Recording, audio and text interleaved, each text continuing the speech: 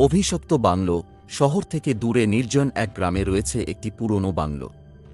গ্রামের মানুষজন বলে বাংলোটি অভিশপ্ত, আর সেখানে যারা যায় তারা আর ফিরে আসে না। শহর থেকে 5 বন্ধু আরমান, নেহা, রোহান, সুমি আর জয় একদিন গ্রামের গল্প শুনে কৌতূহল নিয়ে সেখানে আসে। গ্রামের মানুষ তাদের বারবার সতর্ক করে, কিন্তু আরমানের কৌতূহলও বেশি।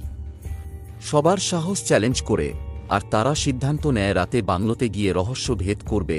রাত 1-2টা, গা অন্ধকার আর কুয়াশায় ঢাকা বাংলোর সামনে দাঁড়ায় তারা। কাঠের দরজা খুলতেই ভেতর থেকে শীতল বাতাস আর একটা অদ্ভুত গন্ধ বের হয়। ভেতরে ঢুকে দেখে চারপাশে ধুলো আর মাকড়সার জাল। হঠাৎ করেই রোহান দেয়ালে ঝুলতে থাকা একটি পোর্ট্রেটের দিকে ইশারা করে। পোর্ট্রেটের চোখগুলো যেন জীবন্ত। অল্পক্ষণ পর দরজাগুলো নিজে থেকেই বন্ধ হয়ে যায়। সবাই আতঙ্কিত হয়ে টর্চলাইট চালায়, কিন্তু টর্চও কাজ করে না। একটি অদৃশ্য ছায়া সুমির পেছনে দাঁড়িয়ে থাকতে দেখে নেহা চিৎকার করে ওঠে। মুহূর্তের মধ্যে সুমির গলা জড়িয়ে ধরে ছায়াটি অদৃশ্য হয়ে যায়। বন্ধুরা দৌড়ে বের হতে চায়, কিন্তু প্রতিটি দরজা তাদের সামনে বন্ধ হয়ে যায়। বাংলোর চারপাশ থেকে হাসির বিকৃত শব্দ আসতে থাকে।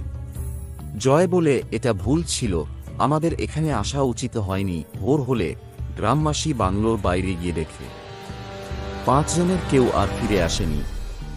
শুধু দরজার সামনে একটি পুরনো পোর্ট্রেট পড়ে রয়েছে, আরমান, নেহা, রোহান, সুমি আর জয়ের।